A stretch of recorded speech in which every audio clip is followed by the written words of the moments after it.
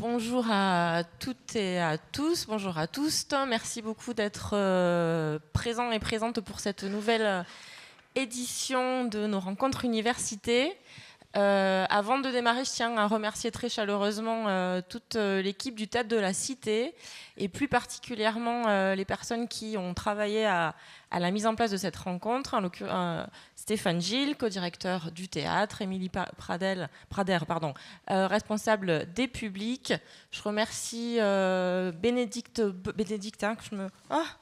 Géraldine Belin, tout à l'heure, Géraldine de Melun, à la technique, et Amé Berthiaud qui vous a accueilli et qui est quelque part dans le théâtre. Merci à tous, vraiment à tout un pour cet accueil renouvelé. Donc nous nous retrouvons aujourd'hui autour de la thématique de la science-fiction et le thème que nous avons retenu, le sous-thème est l'imaginaire des possibles. Alors, pour démarrer, je vous propose de citer un auteur, un écrivain américain de science-fiction qui est Ray Bradbury et qui nous dit « Tout ce que l'on rêve est fiction et tout ce que l'on accomplit est science. Toute l'histoire de l'humanité n'est autre que de la science-fiction. » Donc ces mots nous invitent à réfléchir à la façon dont nos rêves façonnent notre réalité. La science-fiction n'est pas seulement un genre littéraire ou un genre cinématographique, c'est une exploration des futurs possibles, des mondes alternatifs et des technologies à venir. Elle est le terrain où la fiction et la science dialoguent, où le rêve, où le cauchemar parfois de même. Des voyages interstellaires aux intelligences artificielles, de l'exploration de nouvelles dimensions à celle de la condition humaine, la science-fiction est un laboratoire d'idées où tout devient imaginable. Et aujourd'hui, donc, nous nous retrouvons pour ouvrir ensemble cette porte vers l'infini et explorer ensemble cet imaginaire des possibles en compagnie donc, de trois invités. François Grosmont, qui est metteur en scène et un invité régulier du Théâtre de la Cité, et pour notre plus grand bonheur d'ailleurs, si je peux me permettre. Et en ce moment, François, tu présentes, je pense qu'on peut se dire qu'on se tutoie sur ce plateau, comme dans la réalité. Donc tu présentes Allegretto, et ce soir, non, à 18h, ce sera la dernière, me semble-t-il. Non. Non, pas encore. Pas encore. Mais la dernière pour la journée. Pour la journée. J'ai mal révisé mes fiches. Donc ce sera la dernière de la journée. Voilà. Franck Luvet, qui est programmateur à la Cinémathèque et qui est un fidèle partenaire du Théâtre de la Cité. Et Leïla Madjouri, qui est postdoctorante à l'Université de Toulouse, membre de l'Institut de recherche en informatique de Toulouse, l'IRIT, et membre de l'Institut interdisciplinaire d'intelligence artificielle et naturelle de Toulouse, et l'acronyme est ANITI. Donc, on vous propose d'échanger. Donc là, j'ai préparé une série de questions. Peut-être que nous parcourrons toutes ces questions ou pas, ce n'est pas grave. Et ensuite, on ouvrira l'échange au public. Juste une précision, donc un micro circulera. Et merci donc d'attendre que le micro vous soit donné pour poser la question, puisque cette rencontre est enregistrée. Donc toutes les petites maladresses qui ont été les miennes depuis le début de cette matinée sont sur la bande sonore que vous pourrez écouter et réécouter plus tard sur le site. Alors, avant de vous poser des questions en lien avec vos métiers de programmateur, d'artiste et de chercheuse, je voulais peut-être revenir sur le personnel et vous poser la question de qu'est-ce que la science-fiction pour vous, et est-ce que vous avez un premier souvenir? Alors, c'est le thème du spectacle de François, mais est-ce que vous pouvez revenir sur un premier souvenir de science-fiction? Alors déjà, bonjour à tous et à toutes. Et merci d'être là. Alors pour ma part, la science-fiction a toujours fait partie de ma vie. Depuis toute petite, je regardais tout le temps les animes, que ce soit des mangas, des films ou même des documentaires. Et le gros souvenir que j'ai, c'est un peu la scène culte de Matrix, où on tend la main à Neo avec une pilule rouge et une bleue pour qu'il choisisse est-ce qu'il veut voir le monde réel ou est-ce qu'il veut continuer à voir l'imaginaire. La matrice, donc ce qui a été créé par d'autres humains. Est-ce que ça a été une des raisons pour lesquelles après tu as travaillé en sciences dures et notamment sur les intelligences artificielles? Alors pourquoi j'ai choisi l'intelligence artificielle? C'était plutôt IBM. je pense en 97.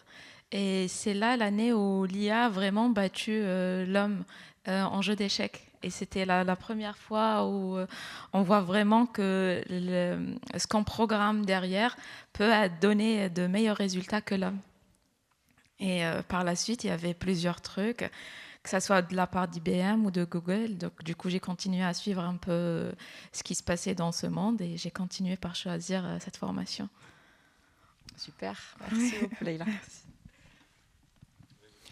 Moi, j'ai vraiment grandi avec de la science-fiction aussi parce que mon père est physicien. Et c'est vrai que dans la bibliothèque, chez nous, il n'y avait que soit des ouvrages scientifiques, qui évidemment pour moi, quand j'étais petit, étaient un petit peu trop complexes, et des livres de science-fiction. Donc il y avait tout Isaac Asimov, Frank Herbert, Arthur C. Clarke, etc. Donc il n'y avait que ça. Donc pour moi, enfant, la littérature, l'idée que je pouvais m'en faire, c'était ça. Et le premier souvenir, vraiment, c'est la couverture d'un Dune de Frank Herbert, où on voit derrière un vaisseau spatial effondré dans le sable, devant une espèce de cosmonaute avec la vitrine cassée comme ça et une tête de squelette. Enfin, ça m'impressionnait énormément. Et je me souviens vraiment de ce souvenir de me dire « Ouh là là », mais puis chaque fois je me disais « Mais ça veut dire que ça va être ça le futur ». Et je sais que ma première image de science-fiction, c'est une image qui est quand même plutôt négative, d'un futur qui fait un peu peur. Mais je sais que la science-fiction m'a comment dire ça, toujours intrigué dans ce qu'elle propose comme futur possible, justement. C'est vraiment ça qui était l'angle. Alors, souvent, c'était quand même plutôt trash, le futur. Mais voilà, avec le temps, j'ai après cherché d'autres trucs peut-être un peu plus joyeux. Mais la science-fiction a toujours été là, en fait, depuis tout petit. C'est plus tard que j'ai compris qu'il y avait d'autres types de littérature que la science-fiction. Je trouvais ça intéressant, enfin, évidemment, tout ce que tu dis, et le lien logique que tu dis, mon père était physicien, donc il y avait beaucoup de science-fiction. Il n'y a pas forcément un lien immédiatement logique, mais c'est vrai que quand je me promenais parfois dans le laboratoire là où il travaillait, la plupart de ses collègues étaient un peu tous des geeks, comme ça, et quand même c'était un peu le cliché de fanatique de science-fiction. C'est vrai que dans les laboratoires de physique, il y avait quand même vraiment énormément des posters de Giger, comme ça, des représentations complètement effrayantes. Mais oui, il y avait quand même ce cliché-là était assez réel. Oui, c'est un cliché, je pense, dans tous les laboratoires, je peux le dire. Parce que souvent, dans nos bureaux à nous, on a souvent des posters, des trucs comme ça, tout le temps. Donc ce n'est pas un cliché, c'est une réalité. En quelque sorte. En quelque sorte, wow. En quelque sorte, oui. Donc en fait, c'est la fiction qui anime la science, en fait. Ben oui, la science, comme a dit l'auteur, et comme aussi tu l'as dit toi, la science, c'est ce que l'homme peut imaginer. Tout sur les trucs sur lesquels on travaille en ce moment, c'est soit des trucs qui ont été déjà imaginés par le passé, ou alors des trucs que nous, on essaye d'imaginer pour le futur. Et c'est ça la science. Alors moi, mon rapport à la science-fiction, c'est... Moi, j'ai pas de parents scientifiques du tout, donc en fait, ça s'est passé par la télévision. C'est la Japanimation, c'est Capitaine Flamme, Goldorak. Pour moi, c'est le premier contact avec la science-fiction. En fait, ça passe par là. Donc du coup, peut-être ça développe d'autres imaginaires. Qui sont peut-être moins liés à la science que aux rêves quand on est gamin, qui est une part aussi de la science-fiction, en tout cas pour la partie cinématographique, qui est aussi une part importante, je pense. Et c'est quoi qui... Parce que la science-fiction, donc effectivement c'est la fiction, l'imaginaire est revenu, l'imagination, ce terme est revenu, mais il y a plein d'autres fictions qui font appel à l'imagination, évidemment. Donc d'après vous, c'est quoi qui fait qu'il y ait autant de fans de science-fiction ? C'est quoi le petit plus qui va... Parce que dans le champ littéraire, par exemple, les livres, on sait que la vente d'ouvrages littéraires est de moins en moins importante, mais la science-fiction résiste. Qu'est-ce qui fait que, d'après vous, est-ce que vous avez des hypothèses pour expliquer cet engouement ? Alors, je suis pas du tout spécialiste, hein, mais comme ça, je dirais qu'il y a je pense qu'il y a deux aspects qui paraissent opposés et en fait qui se recoupent. La première, c'est l'envie d'évasion. c'est-à-dire d'être dans un ailleurs, parce que la science-fiction, elle propose aussi un ailleurs, ça peut être des mondes parallèles, donc on sort quelque part du quotidien, du réel qui nous entoure. Et l'autre facette, c'est que la science-fiction, en fait, elle ne fait que parler du réel. Au moment de l'écriture ou au moment, si on parle de cinéma, au moment de la production, un film, s'il parle d'un futur, s'il parle d'une autre époque, en fait, il ne fait que parler de l'époque de sa production. Donc, je pense que c'est ce paradoxe qu'il peut y avoir chez le spectateur, à la fois d'être déplacé, mais en même temps, tout en gardant toujours un contact finalement avec son réel. Après, la question, c'est est-ce que ce déplacement permet d'appréhender différemment peut-être le réel ou le quotidien. Si on prend Zardoz, qui est quand même le point de départ de ton spectacle, alors on le présente comme un film de SF. Moi, je suis pas sûr que ce soit un film de SF. Alors, il y a des ingrédients qui permettent de le rentrer dans cette catégorie-là.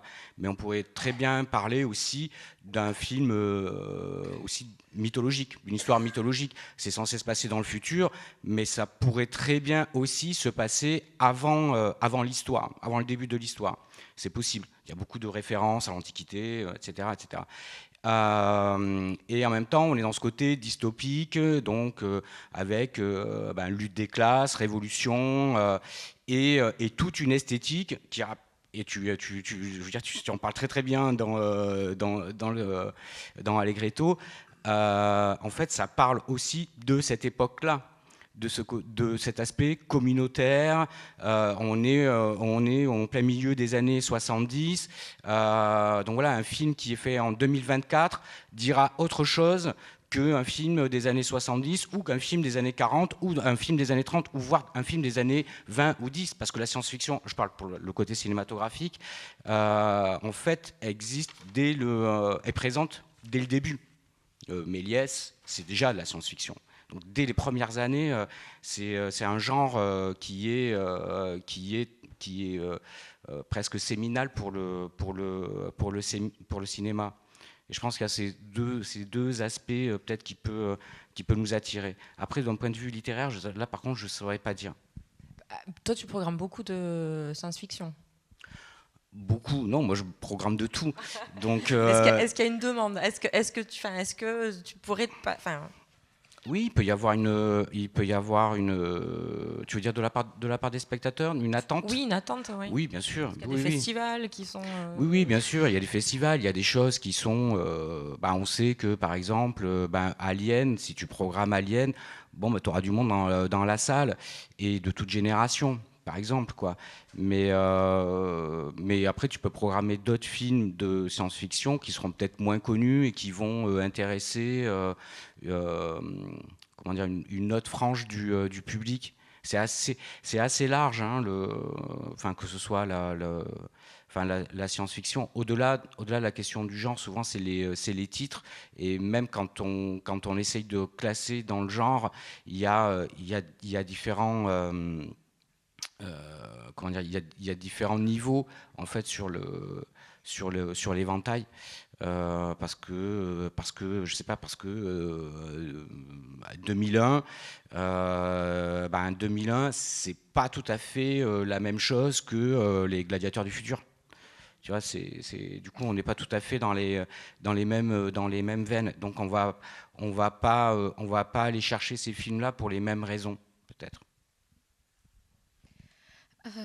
Oui, alors je m'arrête un peu sur 2001 parce que 2001 c'est l'année, je pense, où on a vu un peu l'IA ou les humanoïdes avoir une conscience avec Terminator.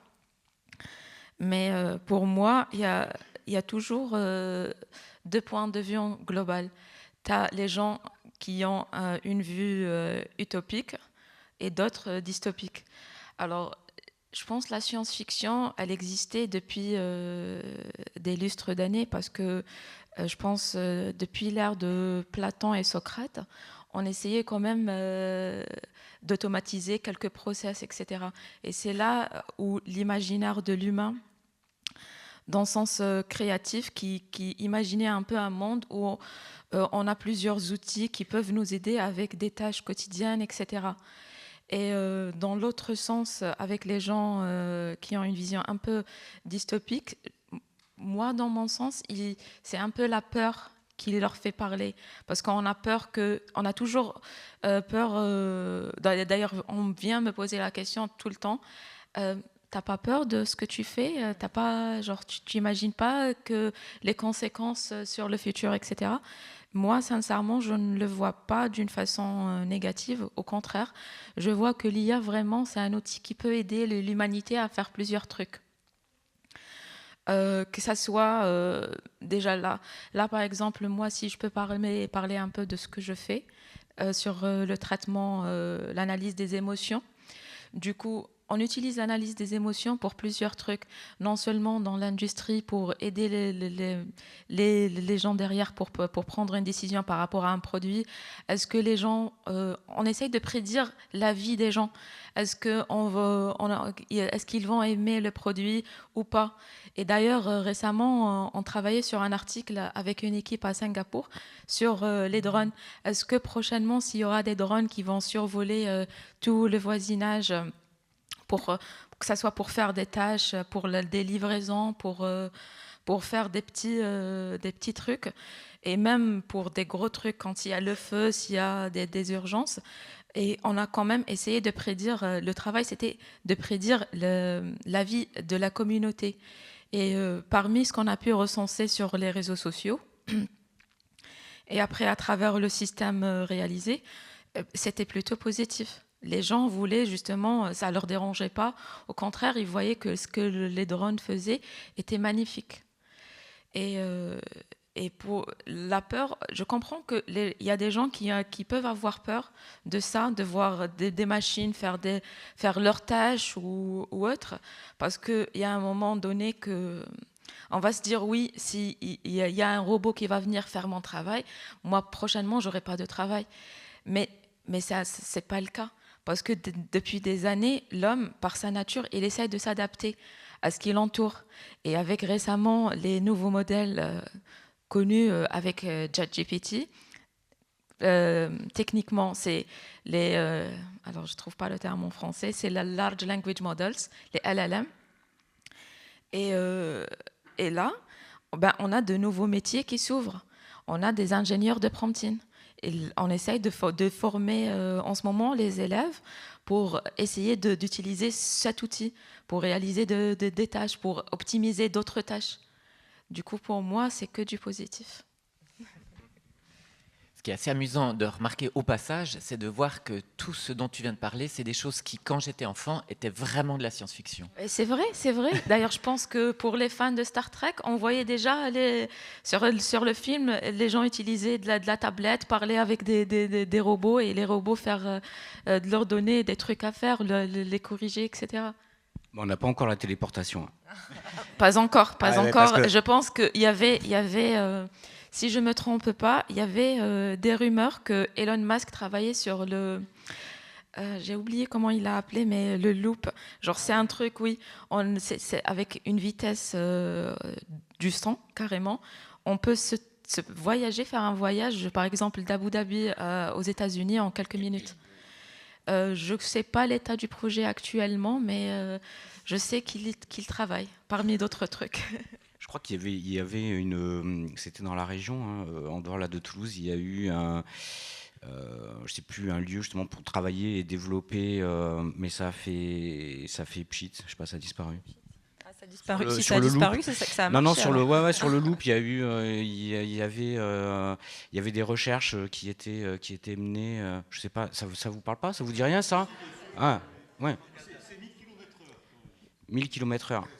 Attendez, je vais vous donner le micro si vous... Non, comme ça on aura les informations. Non, c'est juste... Je pense pas que c'est quelques minutes quand même, c'est un peu plus long, mais c'était 1000 km/h, c'est quand même à travers un tunnel, à sustentation, je pense qu'il a appelé loop quelque chose. Magnétique quelque chose, voilà. Oui. Mais c'est déjà pas mal. Il comptait effectivement rejoindre par la Sibérie... Actuellement, c'est peut-être un peu difficile. Oui. Je sais pas, une ville des États-Unis à une ville d'Asie en quelques heures, quoi. Enfin, ce qui est déjà énorme. Oui, c'est vrai. Le loop. Le Loop, oui. Musk, oui, c'est le projet de Musk, oui. Je ne sais pas s'il est enterré ou pas. Elon Musk, je crois pas Musk, je crois qu'il va bien. Il est pas. Aux dernières nouvelles, il allait plutôt bien. Oh oui, oui, oui. D'ailleurs, il a visité Paris récemment pour la réouverture de Notre-Dame. Ouais. Ce qui est chouette aussi, par rapport à ce qu'on dit, c'est ce qui est hyper étonnant et très spécifique aussi à ce genre qui est la science-fiction, c'est que c'est un genre qui regarde le futur et qui imagine des possibles et qui est extrêmement daté après. Il y a vraiment ce paradoxe. Ce qui fait aussi, je pense, alors ça, je pose ça, vous me direz ce que vous en pensez. Et puis, il y a un petit effet Madeleine de Proust aussi, parce que quand on revoit un film Alien, Matrix ou voilà, on revient dans le passé, l'état dans lequel on avait vu ce film, avec tout le contexte qui était celui de la création du film. C'est vrai. On peut dire que c'est un peu daté parce que, en faisant quelques recherches, c'est un peu mon domaine, j'ai trouvé qu'apparemment le premier film vraiment science-fiction qui a vraiment mis en avant l'IA, c'était Metropolis, un film allemand. Noir et blanc, gestuel. Je ne sais pas si c'est correct. Il y avait pas les gens parlaient. C'est un film muet de Fritz Lang. Muet, merci. Et là, on voyait vraiment le premier humanoïde. Et je pense le premier humanoïde, qui a été vraiment réalisé, qui parlait avec des gens, etc. C'était Sophia. La date, je pense, c'était vers 2018-2019. Et du coup, là encore, on l'a imaginé. Le film, c'était en 1927 et le livre est sorti en 1925. Du coup, de 1925, un siècle après, on voit un peu les humanoïdes. Du coup, oui. Et je crois, alors je vais peut-être redire encore une bêtise, mais il me semble que vous aviez diffusé le film ici, non ? Merci, c'était en partenariat avec la Cinémathèque. Métropolis ? Métropolis. Ah, oui. Je l'ai raté alors. Sur le rapport, enfin tu veux dire le côté un peu daté qu'il peut y avoir, je crois que c'est le risque, avec la science-fiction. C'est-à-dire qu'à un moment donné, on fait en fonction de l'état des connaissances scientifiques. Je parle pour la création, enfin pour le cinéma, c'est-à-dire donc. À part peut-être, on peut revenir à 2001, mais parce que c'est vraiment, c'est un film très très important. Mais Kubrick a énormément travaillé avec les scientifiques pour être au plus proche de la réalité, peut-être des connaissances au moment même, mais qui étaient aussi du coup des connaissances qui pouvaient tenir dans le temps. Mais après, il peut y avoir soit il y a des films qui sont vraiment datés, mais la plupart, et c'est l'espèce d'aller-retour qu'il y a comme ça entre la science et la fiction. Est-ce que c'est la fiction qui nourrit la science ? Est-ce que la science nourrit la fiction ? Il peut y avoir d'autres films. Un autre film qu'on a passé aussi ici au théâtre, c'était l'an dernier, il me semble, c'est Pointura, qui est la réponse du cinéma britannique grosso modo à Metropolis. Et donc c'est un film de la toute fin des années 20. Et il y a déjà des écrans, et on communique à travers des écrans. Il y a des hélicoptères, des choses qui n'existent pas encore à l'époque. Et donc là, on voit un film des années 20, et en fait, ils font des visios. Donc voilà, c'était déjà. Alors, est-ce que c'était un fantasme et que du coup, la science ensuite a pu développer? Là, pour le coup, oui, c'est plutôt parce que je pense qu'on n'était pas on n'était pas encore à ce niveau-là, mais on était déjà peut-être déjà il y avait cette idée de la télévision. Enfin voilà, il y avait aussi d'aller un peu plus loin dans des objets technologiques de communication. C'était peut-être déjà présent, et du coup la fiction, c'est juste d'aller un peu plus loin. Mais je ne sais pas qui nourrit qui véritablement. Oui, je pense que c'est la même histoire avec qui vient avant l'œuf ou la poule, mais je pense que c'est complémentaire à mon sens. Parce que si on ne peut pas imaginer un truc, on ne pourra pas vraiment y travailler. Et c'est vraiment un peu le truc des hypothèses. On se dit, oui, on veut faire ça, Et pour faire ça,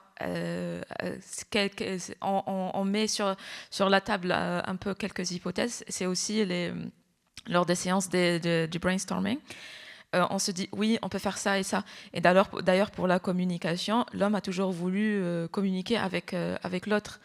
Que ça soit par les premiers trucs qu'ils ont développés pour communiquer un message d'une montagne à l'autre, à l'arrivée du téléphone. Mais après le téléphone, on se disait, oui, mais les parents, je pense, beaucoup plus. Si leur enfant ou un proche qui voyage, qui va un peu loin, on aimerait quand même le voir. Du coup, là, vient le besoin. Et ce besoin nourrit un peu l'imaginaire, comment on voit cette chose se développer. Et par la suite, avec toutes les hypothèses mises sur table, on travaille sur quelques-unes pendant une année, d'autres de la prochaine, etc. Et après quelques années, on voit le produit devenir une réalité. Du coup, je pense que c'est vraiment complémentaire. Et je pense qu'on doit à Zardos de John Boorman ChatGPT, parce que dans Zardos, il y a le tabernacle, qui est cette espèce de supra-intelligence, et il y a un moment dans le film qui est charmant où Friend, dans l'entrepôt des archives, pendant que Sean Connery range, demande comme ça au tabernacle, il dit « Tabernacle, montre-moi l'évolution de l'automobile dans l'humanité ». Et le tabernacle dit oui, alors on voit projeter au fond des images noir-blanc d'automobiles les unes après les autres, et ça prend un temps fou parce que Friend dit ouais, mais je veux un truc plus spécifique. Il dit ouais, alors attends, et ça met presque en panne tout le système parce que le temps de dire attends, quelle automobile, alors qu'aujourd'hui une information comme ça en fait elle est faite en une fraction de seconde. Et encore hier on lisait que Google vient de développer l'ordinateur quantique qui permet de faire en quelques minutes ce que des supercalculateurs actuels mettraient une éternité à calculer. Et donc c'est assez étonnant de voir la projection autrefois dans les années 70 où on se disait ça serait quand même dingue d'avoir un truc où on lui demande de classer quelques photos de vieilles voitures, qu'il le ferait. Et de voir qu'aujourd'hui, en fait, on peut non seulement le faire, mais on peut faire des choses même dont on n'a même pas idée, en fait. Et ça, c'est pour aller dans le côté charmant. Il y a un côté charmant et en même temps, il y a un côté touchant de voir qu'on ne pouvait pas, à l'époque, imaginer à quel point, là où on pourrait aller, en fait, aujourd'hui. C'est-à-dire que nos rêves nous semblaient gigantesques et d'une certaine façon, ils restaient... Pas petit, mais disons plus petit que les possibles, en fait. C'est vrai, c'est vrai. En parlant de la quantique, alors la quantique, c'est à partir des années 80, je pense à partir de 1950 qu'on a commencé un peu à imaginer ces super computers qui vont faire des calculs. Parce qu'à l'époque, pour calculer un truc, il nous fallait vraiment des semaines pour avoir un résultat. Mais là, sur les modèles sur lesquels on travaille, on a vraiment besoin que ça soit plus rapide, le plus rapide que possible. Et comme Allegretto, genre si on aimerait bien donner l'instruction et avoir la réponse en le clic de doigt. Mais pour y arriver là, il y a plusieurs domaines qui se joignent pour faire ça. Alors en parlant de processeurs, c'est une combinaison de physiciens, d'électroniciens, etc. Mais après qui viennent aussi un peu les informaticiens pour les aider à à le tester et dire que oui, ça marche, non, ça marche pas.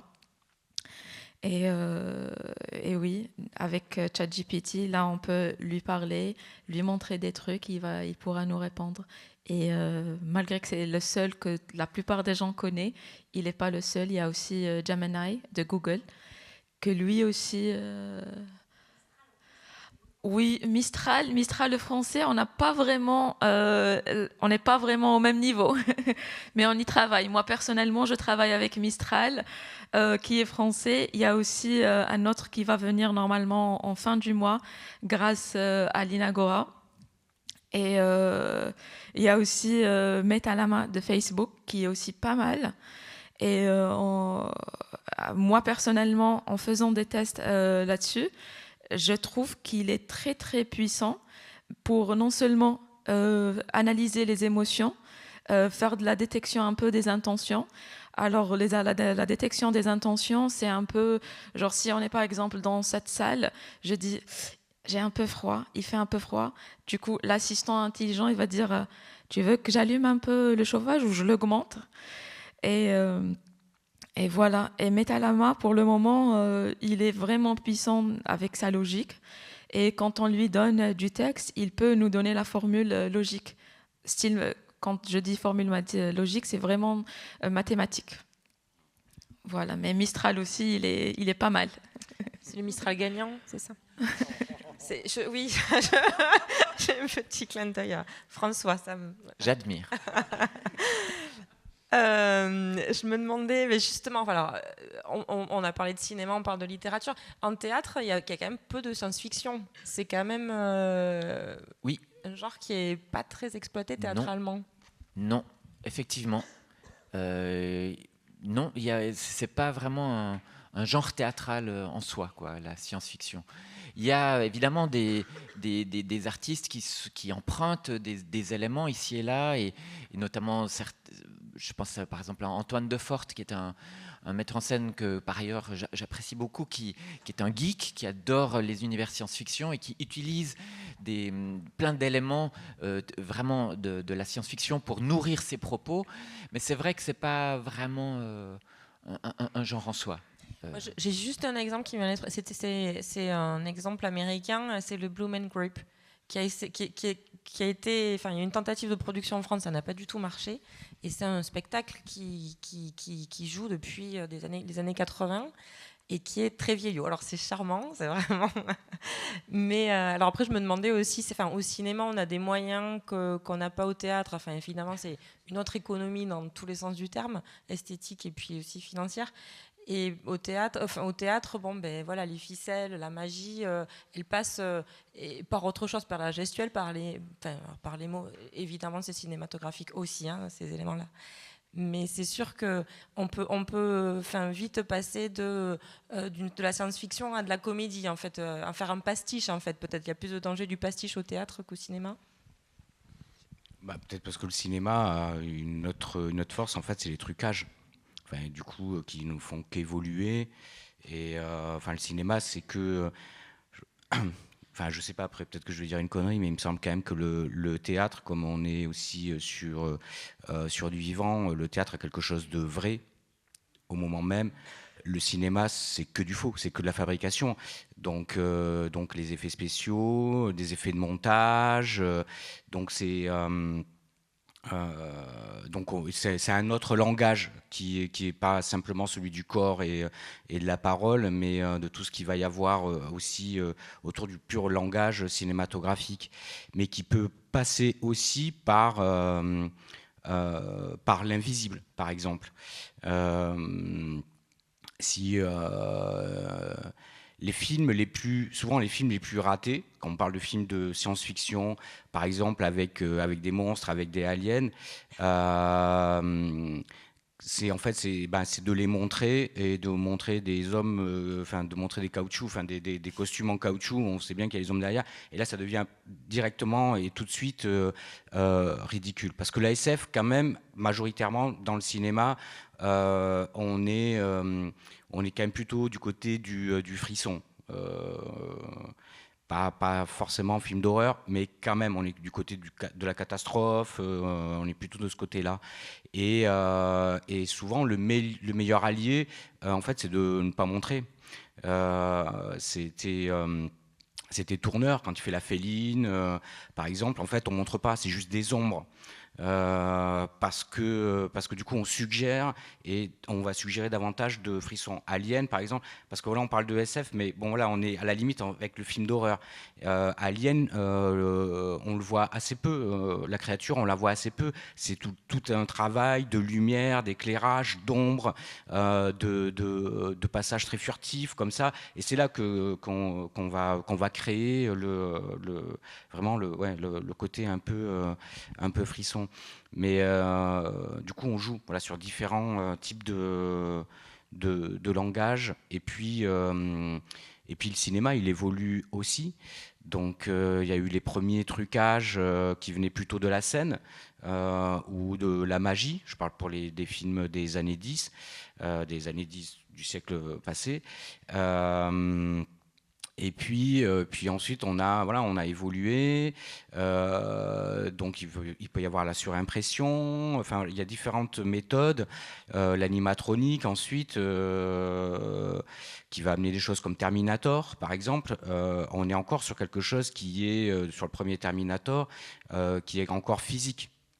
Et puis va arriver le numérique. Et là, avec le numérique, par contre, ça ouvre autre chose. Et ça ouvre une autre voie. Et qui pose une autre question dans notre rapport à la science-fiction, par exemple. Est-ce qu'aujourd'hui, où on peut tout faire, on peut tout imaginer, est-ce que la science-fiction a encore de l'attrait ? Ou bien est-ce qu'il y a quelque chose dans le rapport à l'œuvre dans la science-fiction peut-être de sentir encore le trucage et de pouvoir le déceler. Est-ce que du coup, il n'y a pas un rapport de jouissance aussi du spectateur avec l'œuvre, c'est-à-dire de sentir les limites, de voir que peut-être il y a un dépassement et quand aujourd'hui tout est possible, finalement, est-ce que ça a encore vraiment de l'attrait ? Alors que quand on regarde un film où il y a encore des effets spéciaux plus mécaniques, du coup il va y avoir aussi le travail du corps, c'est-à-dire donc avec des cascadeurs ou des acteurs qui se mettent vraiment en situation. Là il y a quelque chose qui passe avec le spectateur à travers l'écran, qui ne passe pas avec du tout numérique, parce qu'en gros on se dit oui, tout est possible, ok, et on le prend comme c'est, mais en fait on perd un peu notre part d'imaginaire, notre part d'imagination. Il ne faut pas oublier que quand même quand on va au théâtre ou quand on va au cinéma, que ce soit science-fiction ou autre, peu importe, parce que ça peut être le mélodrame, l'imaginaire en fait c'est important. À un moment donné on se projette aussi avec l'œuvre, on projette quelque chose de nous. Et s'il n'y a pas ce lien-là, à quoi bon ? C'est précisément la raison pour laquelle moi j'ai choisi ce médium-là, le théâtre, qui est vraiment cet endroit qui favorise les imaginaires possibles. C'est vrai qu'en plus, dans le type de théâtre que moi je fais, je mets vraiment plutôt ça en avant, le fait qu'on soit invité à imaginer les choses, que ça soit tous les Carmen, que ça soit Zardoz.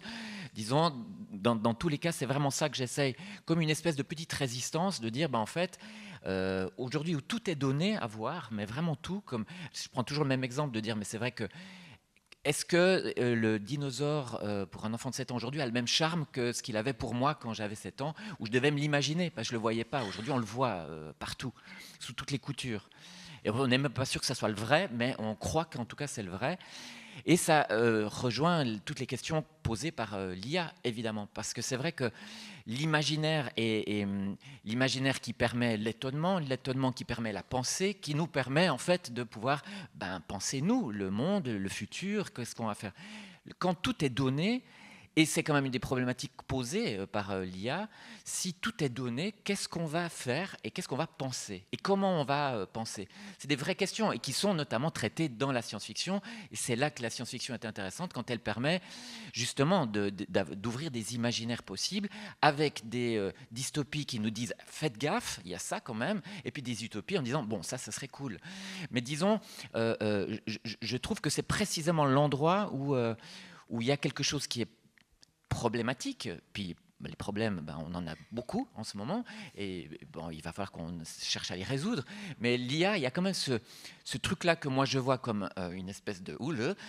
Lorsque on peut demander à l'IA, écoute, là, j'ai pas d'idée, pour moi une fable, et puis que ça fait un peu, alors si c'est ça, comment est-ce qu'on va se débrouiller avec ça, et comment est-ce qu'on va retrouver, disons, ce petit fil imaginaire, étonnement, pensée, avec lequel je crois qu'il faut quand même qu'on se débrouille, sinon on va être un peu, enfin, ça fait un tout petit peu peur s'il faut aller en dystopie. Je pense. Ça me paraît, pardon Leïla, mais quelque part ça me paraît inévitable d'aller. C'est pas de se confronter avec l'intelligence artificielle, c'est la question de l'outil et jusqu'à quel point, en fait.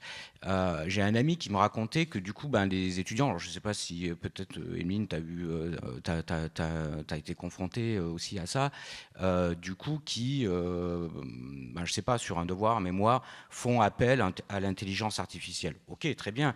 Donc tu fais appel à l'intelligence artificielle, tu lui donnes peut-être des prompts, et après tu pourras préciser peut-être Leïla, mais et du coup tu as quelque chose et tu le rends à ton professeur, qui va le noter ou pas le noter.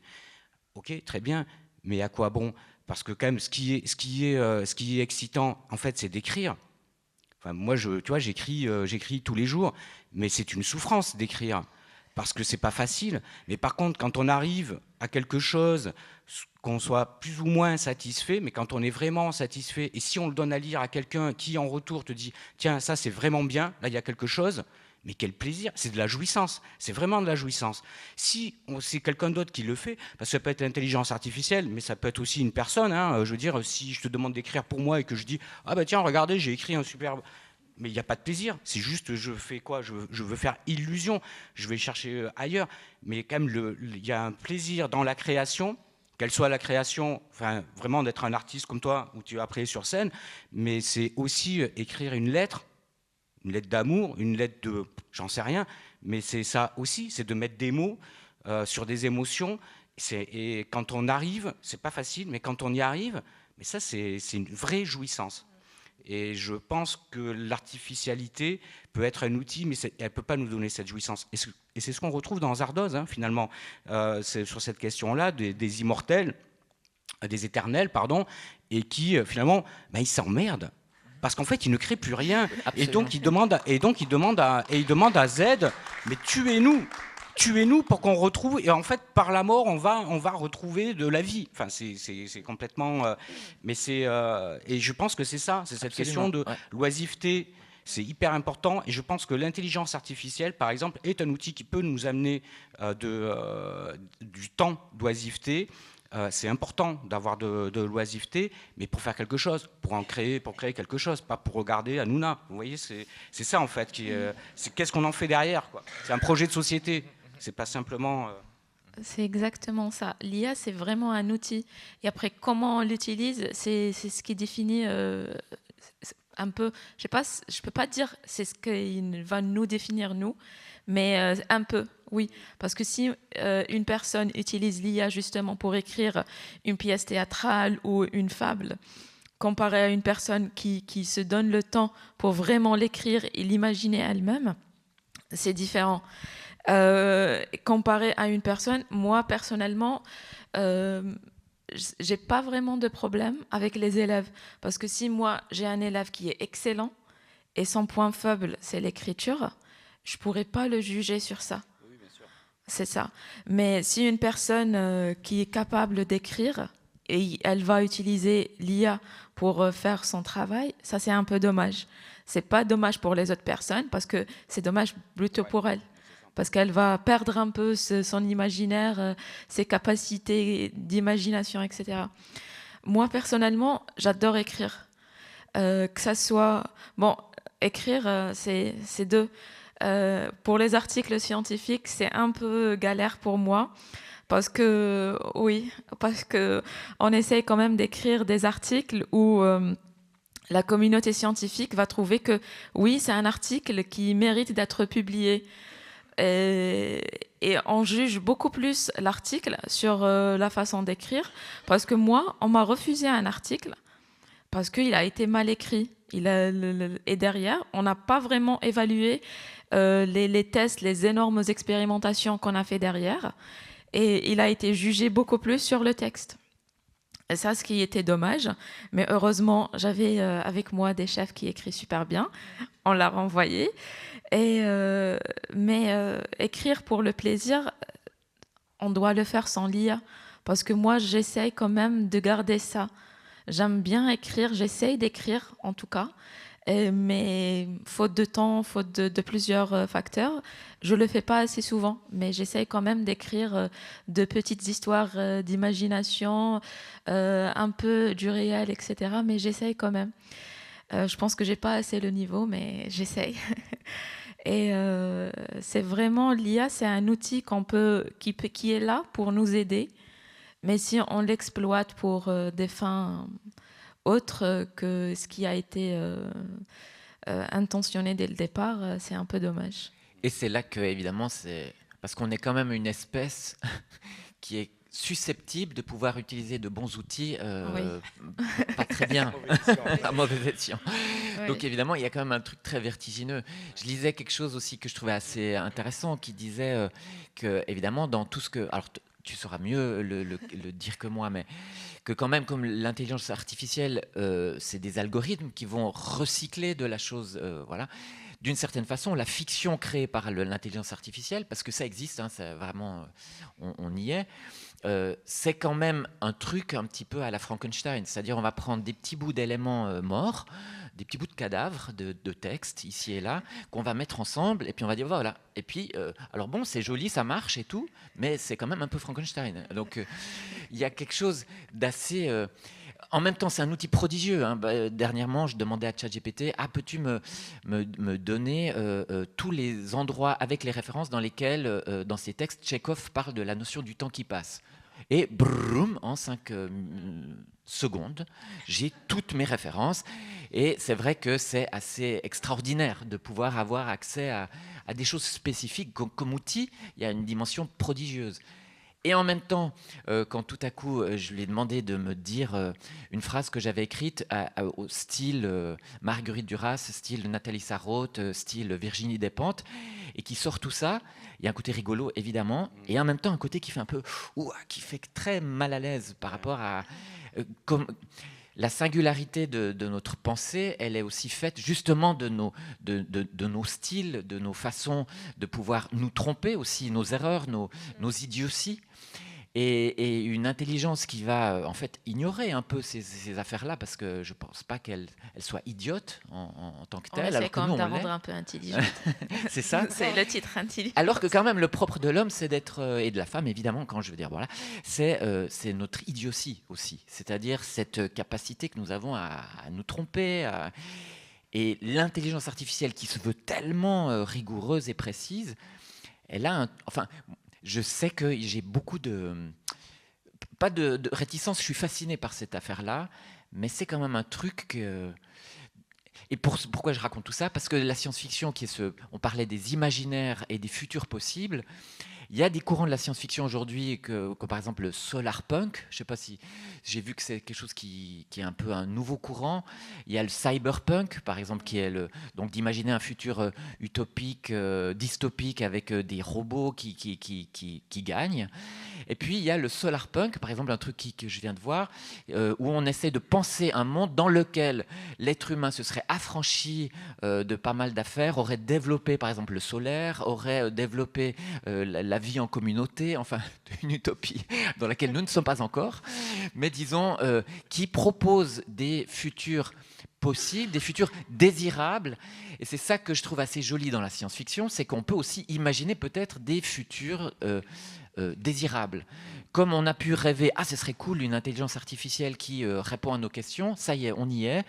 Et si on essayait maintenant d'imaginer peut-être aussi des mondes vraiment désirables, qui font vraiment envie et non pas dans lesquels justement on serait arrivé à un tel niveau d'oisiveté qu'on s'ennuie et qu'on n'attend plus qu'un truc, c'est la mort, quoi. Ça sera dommage quand même de penser que l'humain peut s'ennuyer, parce que moi, sincèrement, je pense que l'humain s'adapte à tout et à n'importe quoi. Parce que si là, on essaye d'imaginer, on essaye d'imaginer le prochain futur. On a l'IA qui parle, qui résout un peu nos problématiques de la vie. Mais si on revient un peu sur la question de théâtre et l'IA, moi, par exemple, en regardant Allegretto, à la fin, j'ai imaginé déjà un petit futur d'Allegretto, peut-être, ne me tuerez, ne m'attaquez pas, d'avoir un peu d'hologramme ici. Et à la fin, peut-être, on voit le petit garçon qui va venir aussi nous saluer. Du coup, oui, moi, je peux imaginer l'IA au théâtre. Ce qui est intéressant aussi, c'est qu'à 2 reprises, tu as dit l'être humain s'adapte. Oui. Donc là, en général, l'être humain s'adapte à la nature. Et là, c'est l'être humain s'adapte à l'IA qu'il a lui-même créé. Ça fait partie. Voilà, du coup, après, et ça fait partie aussi de la science-fiction de se dire, est-ce qu'à un moment donné, la machine ne va pas dominer les êtres humains? Bon, là, justement, c'est l'humain qui crée un peu cette machine. Et derrière, on essaie quand même de la cadrer. Vous pouvez quand même tous faire le test avec ChatGPT. Demandez-lui, écris-moi un message que je veux envoyer à une copine parce qu'elle m'a fait un malheur, insulte-la. Il va directement dire non, je ne peux pas faire ça. Du coup, on essaye quand même de cadrer l'IA. On essaye. C'était dommage un peu de dire c'est du texte mort, etc. Mais en parlant de l'IA générative, c'est pas juste reprendre ce qui a été déjà fait, mais aussi essayer de générer de nouveaux trucs. Genre, si je lui demande d'écrire du texte, elle va écrire un texte, mais si je lui demande que ça soit dans un style ou dans un autre, c'est moi un peu qui limite son imaginaire. Parce qu'elle aussi, elle a de l'imagination. Parce que derrière l'IA, c'est que des maths. Parce que pour générer un mot, le prochain mot et autres, c'est basé sur des mathématiques. On essaye de prédire le prochain token, le prochain mot. Et pour faire ça, il y a aussi l'imaginaire. Pour ceux qui veulent un peu tester ça, si vous allez un peu sur la plateforme de OpenAI qui permet un peu de contrôler ça, il y a un paramètre qui s'appelle température. Et si on met la température à 0, ça veut dire qu'on va vraiment limiter l'imagination de l'IA. Et si on le met à 10, c'est illimité. Elle peut générer tout et n'importe quoi. Du coup, oui, si on ne limite pas son imagination, elle peut générer du nouveau truc et pas style Frankenstein. Oui, tout à fait. En même temps, là où elle s'est nourrie de tout ce que nous avons écrit, fait, etc. Oui. Mais donc, sa base, sa source n'est d'une certaine façon que le passé. Enfin. Oui, mais c'est comme l'humain, l'intelligence. Bon, je pense que je parle un peu de moi et peut-être pas forcément tous les chercheurs dans le domaine, mais on essaie quand même de rendre l'intelligence artificielle assez intelligente pour ressembler un peu le cerveau humain. Parce que d'ailleurs, derrière, comment les algorithmes ont fait, parce que oui, dans le cursus informatique, on voit un peu l'histoire. Du coup, on essayait de voir comment le cerveau humain fonctionne. Même dans tout ce qui est traitement d'image, on essaye de voir comment les rétines humaines traitent l'image. Et on a essayé d'implémenter un algorithme qui faisait la même chose. Et c'est la même chose pour le texte. Comment on génère? C'est comme un enfant. On peut voir l'IA comme un petit bébé, parce que dans mon cas, je le vois comme un bébé. On le nourrit, on l'enseigne pour qu'après qu'il soit assez indépendant pour faire des trucs. Du coup, oui, c'est un peu de l'histoire. On est obligé quand même de lui donner des textes, des anciens textes. Et dans le domaine, on dit des données. Donc, on lui donne assez de données. Quand il a assez de données, assez d'informations, il peut faire des tâches comme l'humain. Peut-être une dernière question, et puis après, je passerai le micro au public. Ce qui est aussi, moi, ce qui m'interpelle, c'est ce rapport à l'émotion. C'est-à-dire, alors, voilà, moi, je me suis renseignée, notamment dans la science-fiction qui fait appel à l'IA. Donc, il y a plusieurs critères. Il y a des chercheurs de Cambridge qui ont, en fait, mis en place une typologie. Donc, et deux des éléments, des items, c'est de dire qu'effectivement, l'IA dans la science-fiction, c'est, par ce que tu disais, c'est pour faciliter le travail ou ne plus travailler. Et deux, faire en sorte qu'il y ait plus de divertissement. Et je trouvais ça intéressant aussi dans le fait qu'après on essaye de dire qu'on va développer des IA qui vont générer des émotions. C'est qu'en fait nous on fantasme une IA qui va nous permettre d'avoir que des émotions positives en fait. C'est-à-dire tu parlais de l'écriture qui peut être un rapport violent, difficile, mais pour après avoir une satisfaction positive, mais il faut passer par ces émotions qui sont négatives. Et donc notre fantasme ce serait de gommer ce négatif pour passer directement à une satisfaction, fait comme le sucre en fait, hein, on va se nourrir pour avoir que du positif.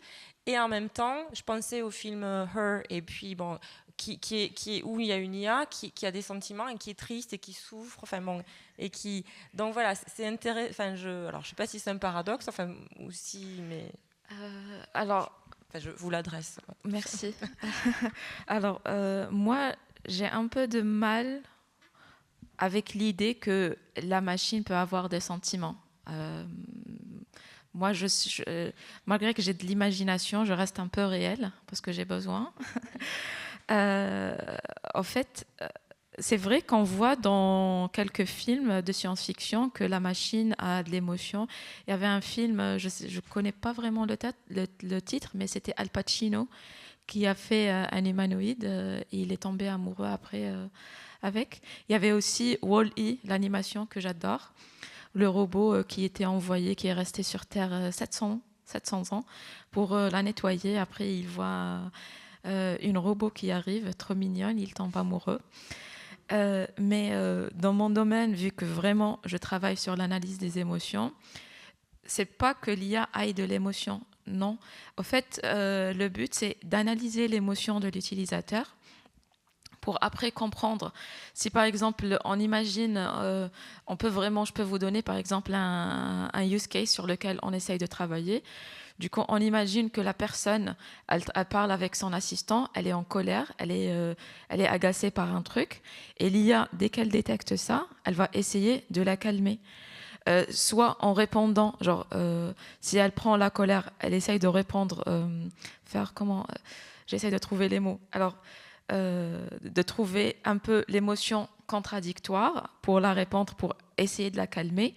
Ou alors essayer de lui proposer de la musique, des podcasts qui pourraient la calmer, l'aider un peu à se recentrer et voir un peu la problématique sous un angle assez positif pour essayer de trouver une solution un peu.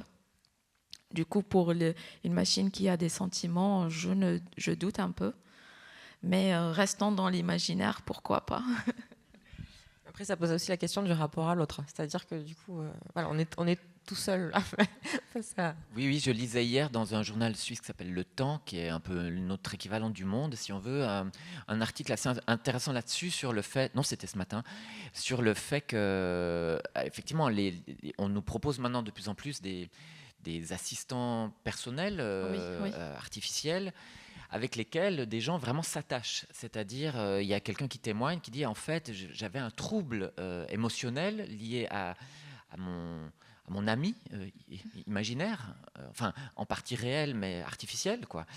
Et ça aussi, c'est assez vertigineux d'imaginer qu'on peut développer une dépendance et une relation affective. C'est peut-être pas la machine qui va avoir, elle, une émotion, mais nous, une émotion pour la machine. Pour ce qui reste quand même, in fine, un objet. Et ça, c'est quand même très déroutant, quoi, quand même, par rapport à...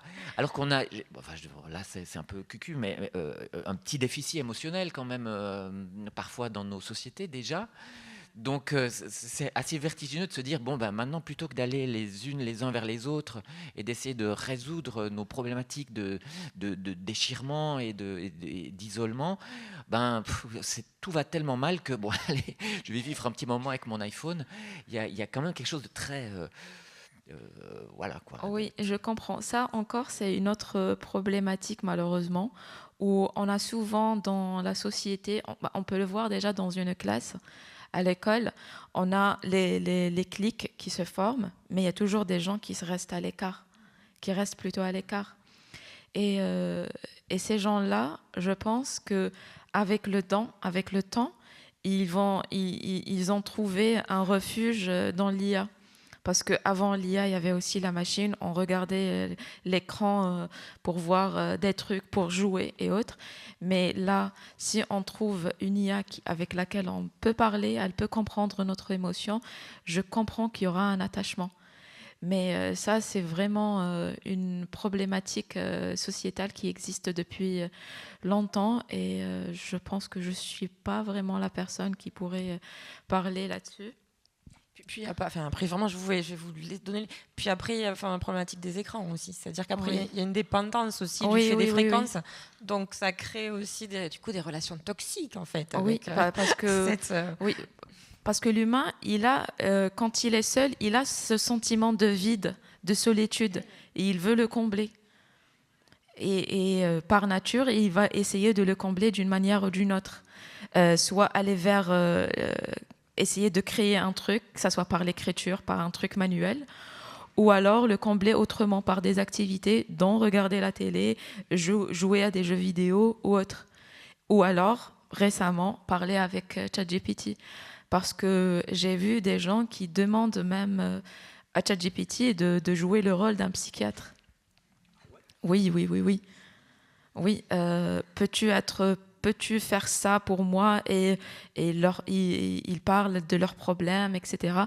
Et lui, vu qu'il a étudié, entre guillemets, la psychiatrie, pardon, psychologie, merci, entre autres domaines comme la loi, les mathématiques, physique, etc. Du coup, on peut dire que c'est un connaisseur du domaine et il peut répondre aux personnes, il peut un peu les orienter et dans sa démarche IA classique, il essaye de décortiquer la problématique pour dire moi, voilà comment je vois les choses et toi, comment ça te fait... How do you feel about it? Qu'est-ce que tu ressens? Et voilà, qu'est-ce que tu ressens? Du coup, il essaye quand même de jouer vraiment le rôle. Parce que là, moi, personnellement, en cherchant ça, j'ai trouvé un seul article qui parlait de persona, où on essaye de donner un rôle à l'IA qu'elle va jouer. Et elle ne va pas sortir du rôle. Hein. Elle ne va pas sortir du rôle, c'est un bon acteur. Et il va continuer à jouer ça, à décortiquer le problème, essayer de donner des réponses, poser d'autres questions pour que toi, la personne qui est allée vers l'IA ou le psy pour comprendre un problème, il va te poser des questions pour que toi, par ta propre réflexion, comprennes aussi un peu plus le problème.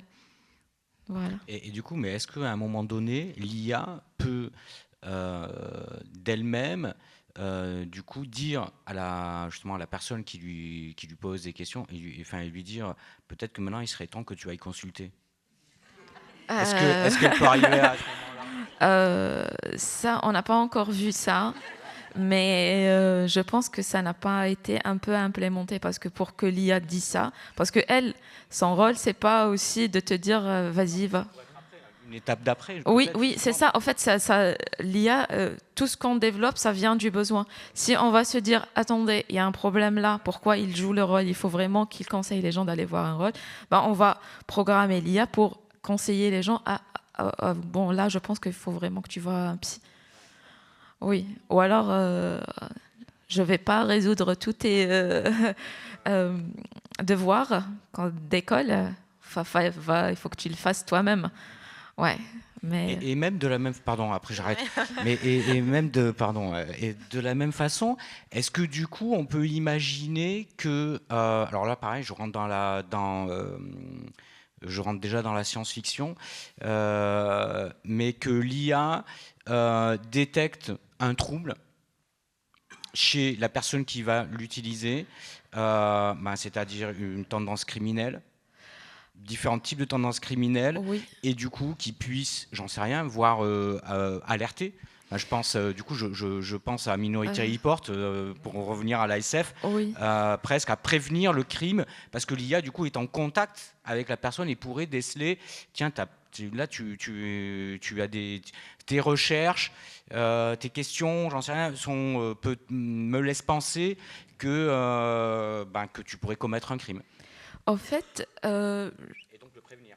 Oui, je comprends la question et pour répondre, c'est un peu compliqué parce qu'encore, il y a deux façons de voir les choses. Il y a les gens qui vont se dire « Ouais, tu rentres un peu dans mon intimité pour m'analyser, je ne veux pas ». Et d'un autre côté, les gens « Oui, j'aurais aimé que mon voisin ne soit pas un tueur, un serial killer, quoi ». Mais derrière, parce que moi, en fait, quand j'ai démarré ma thèse, je voulais travailler sur ça. Mais pas vraiment ça. Moi, je voulais travailler sur la détection des troubles sociaux chez les adolescents. Et beaucoup plus essayer de voir est-ce que la personne a des pensées morbides, suicidaires ou pas.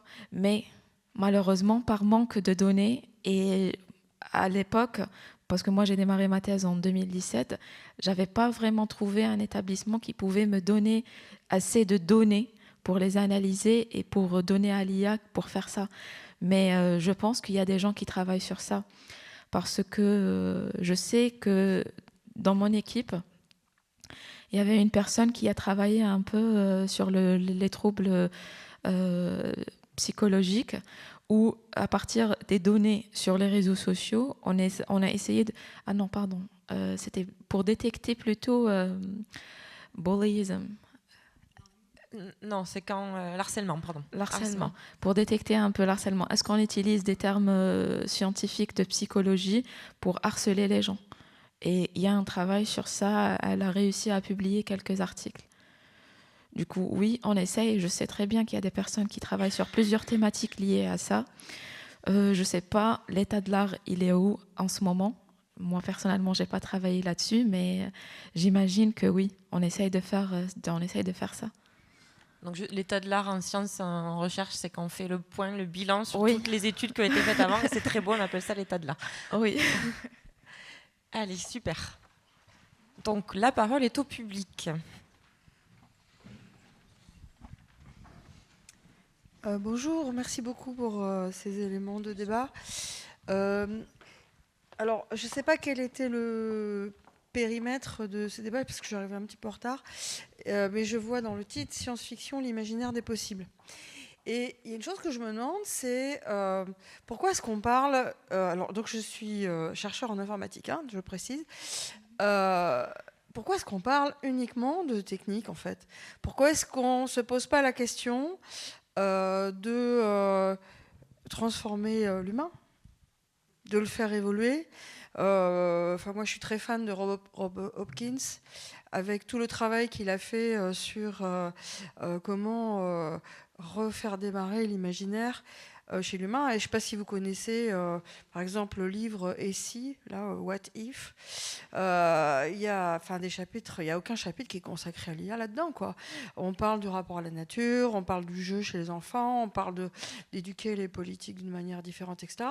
Où je peux donner un autre exemple. Alors, ce n'est pas de la science-fiction, mais il y a un autre exemple qui est, lui, officiellement de la science-fiction, c'est le ministère du futur. Vous connaissez, c'est un auteur de science-fiction, hein, machin Robinson, là, je ne sais plus comment il s'appelle. Vous connaissez ou pas? Alors attendez, j'ai préparé ma petite fiche. Donc c'est le ministère c'est Kim Stanley Robinson, c'est un auteur de science-fiction. Et il ne parle pas spécialement... Enfin, il va plutôt être sur comment imaginer des mécanismes pour faire changer le monde pour un futur désirable. Donc je me pose la question, est-ce qu'il n'y a que la technique? Et encore une fois, je suis chercheur en informatique, hein, et voilà, pas de problème. Et je connais la philosophie de la technique, tout ça. Mais est-ce qu'il n'y a pas aussi des tas de possibles dans l'humain, dans le collectif, les groupes, la collaboration humaine, etc. Voilà. Alors, bon, moi, personnellement, je suis plutôt convaincu que oui, j'espère que oui. C'est vraiment même mon cheval de bataille. Et c'est vrai que dans Imaginaire des futurs possibles, j'évoquais le solarpunk, c'est un mouvement, effectivement, pour le moment balbutiant, mais dans l'idée, c'est justement d'essayer de proposer des imaginaires. Et l'occurrence, dans le livre que j'ai lu, dont l'auteur m'échappe, on est dans un monde où en fait on vivrait sous l'énergie solaire, etc. Mais en fait, il n'est même pas question de technique. Il est vraiment question que de comment les gens vivent ensemble, etc. Et les utopies auxquelles moi j'aurais envie de croire aujourd'hui, elles sont pas beaucoup embarrassées de technique. Bien au contraire. Étonné que je suis assez inquiet, disons, de l'état de la planète, notamment écologique et tout ça. c'est sûr qu'inviter à décroître, je pense même que sur la question de la technique, il y a pas mal de choses que la décroissance mettrait quand même un peu à mal certaines des évolutions de l'intelligence artificielle, notamment très demandeuses en ressources, etc. Et donc un monde dans lequel on serait invité à décroître, j'imagine que ce qui serait formidable, c'est de bien penser que si on peut décroître notre prédation sur la matière, parce que la planète est finie, mais nous on fait comme si ce n'était pas le cas, ça ne veut pas dire décroître nos imaginaires, ça ne veut pas dire décroître l'amour, ça ne veut pas dire décroître l'art, ça ne veut pas dire décroître nos imaginaires. Et moi je suis aussi plutôt féru d'utopie qui essaierait plutôt de réfléchir comment est-ce qu'on va vivre ensemble, nous autres êtres humains, non pas en passant par le biais de sparadrap, mais bien plutôt comment est-ce qu'on réapprend, quoi, comment est-ce qu'on va faire avec toutes ces problématiques qui sont les nôtres. Mais donc je suis absolument d'accord avec vous, je trouve que imaginaire des futurs possibles, ça ne veut pas forcément dire technique d'abord, vraiment. Je veux croire en ça, sinon je désespère personnellement. Alors moi, pour répondre, je peux utiliser une remarque personnelle, parce que moi, en voyant un peu les gens en société dans les rues, quand je marche, on a souvent des poubelles qui sont mises à disposition de tout le monde.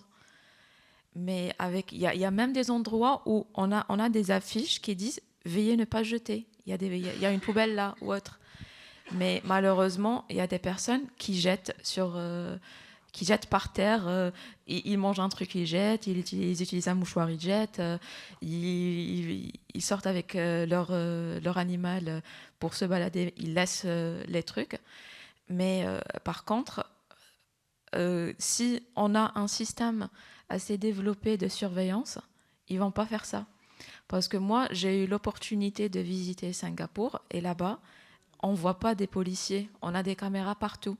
Et on sait qu'il y a de la reconnaissance faciale. Si vous allez commettre un délit, l'amende, elle va arriver chez vous.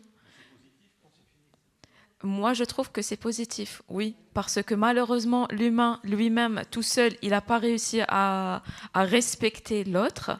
Et on était quand même obligé de mettre en place un système comme ça pour qu'il respecte. Du coup, why not ? Moi, Ne m'attaquez pas, c'est un avis. Je dois juste... Juste, je crois que la dame... Oui, ça allait dans le... après, je vous le passe tout de suite, parce qu'il faut qu'on parte. Hein. Mais je rejoins ce que vient de dire madame. Je suis moi-même scientifique, biologiste, chercheuse, et j'interagis beaucoup avec des biophysiciens, des physiciens, mathématiciens, et on est confronté à cette histoire de l'IA. On parle de l'IA, mais on ne parle pas de ce qu'on appelle l'intelligence collective. Donc ça, c'est ce qui résout aussi beaucoup de problèmes.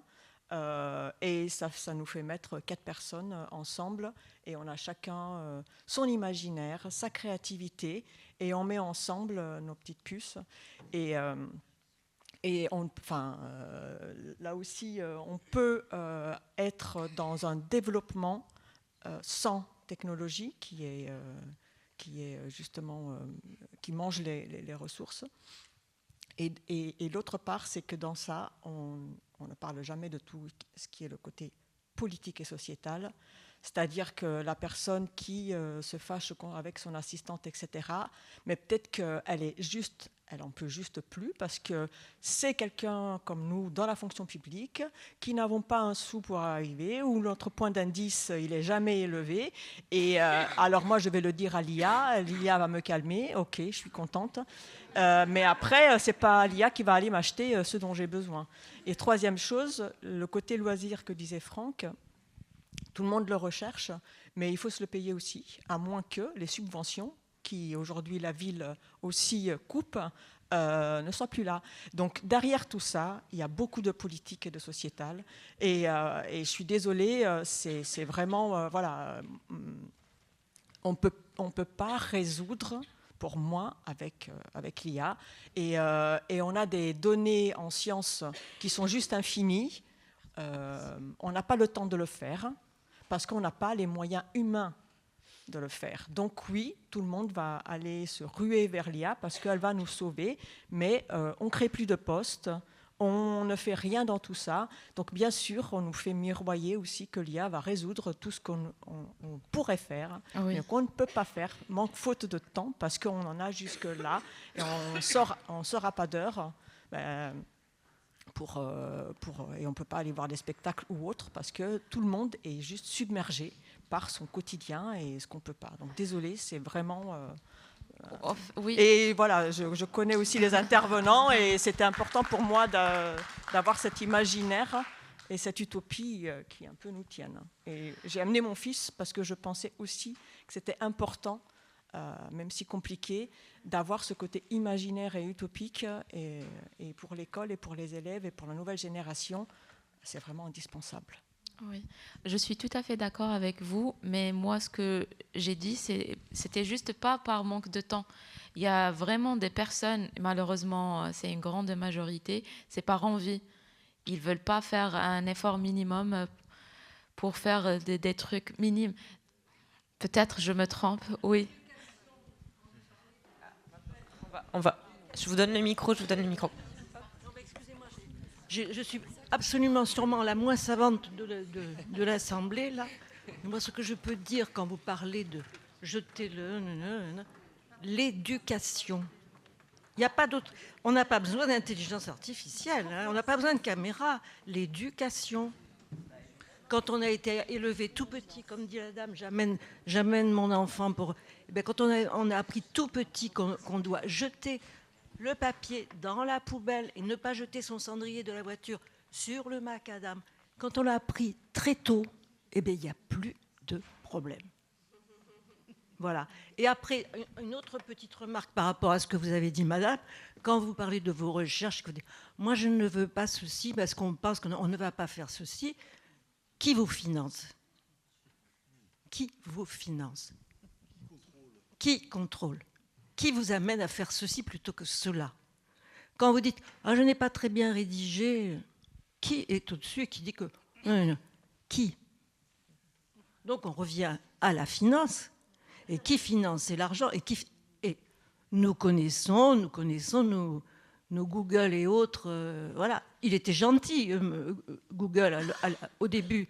Il était adorable, ce garçon. Absolument adorable. Il a un peu changé. Voilà. Merci. Je crois que tout est dans tout, en fait. Hein. C'est vrai qu'il faut penser ça vraiment très globalement. Monsieur. Oui, moi, je voudrais juste rajouter quelque chose par rapport à la discussion. Le fait qu'aujourd'hui, on ne va pas mettre toute la technologie et les avancées technologiques par terre, hein, à commencer par la roue, par exemple. Hein, donc...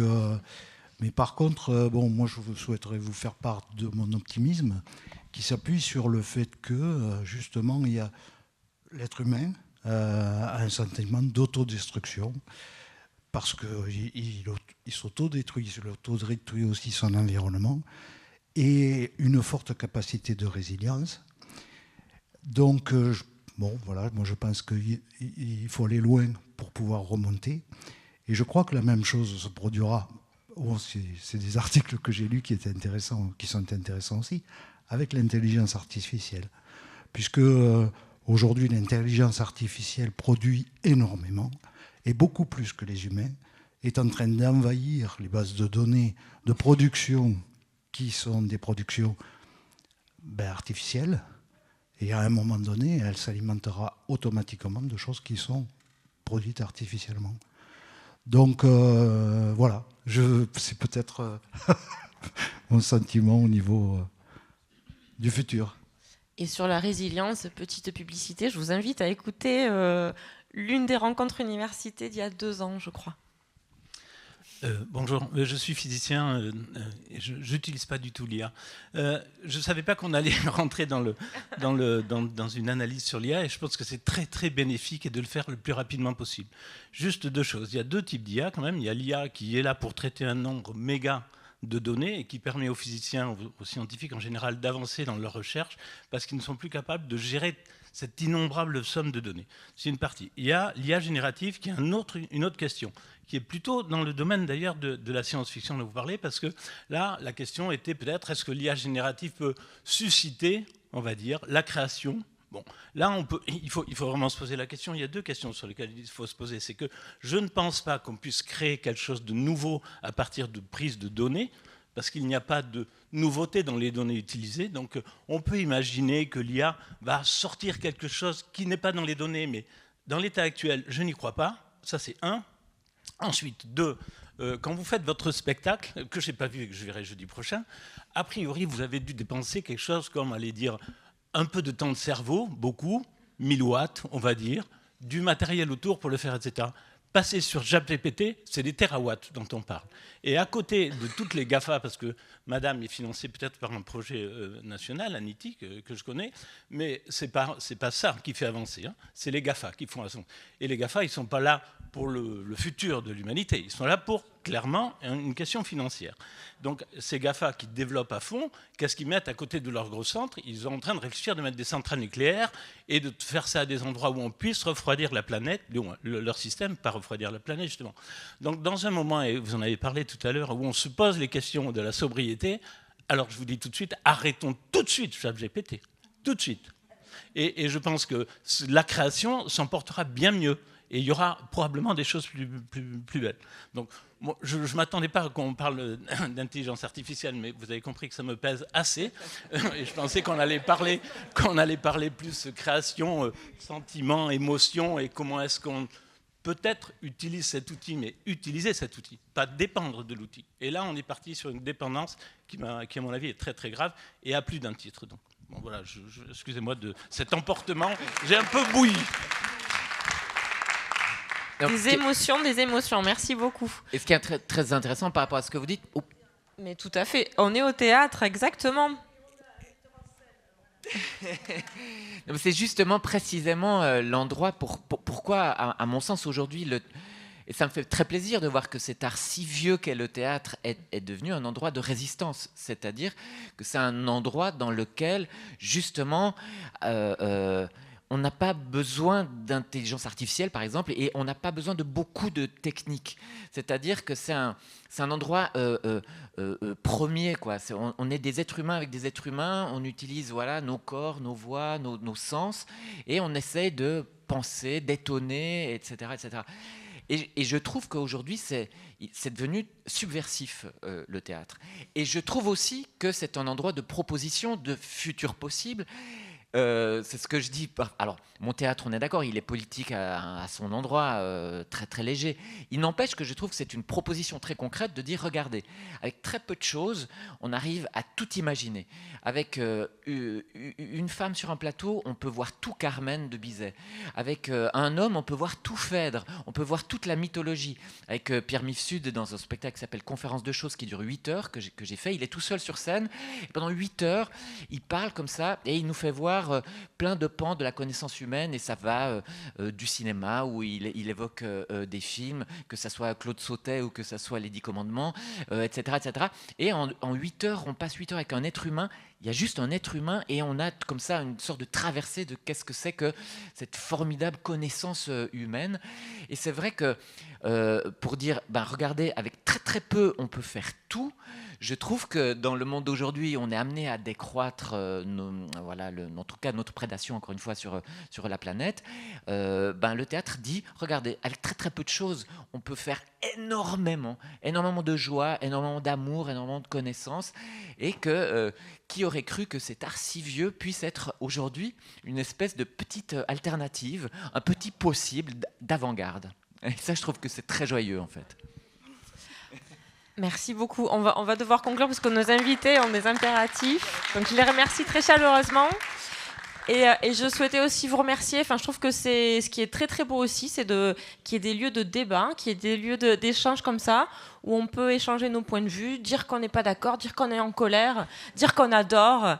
Et voilà, donc je vous remercie. Et donc on vous donne rendez-vous en mars pour le prochain rendez-vous université. À bientôt.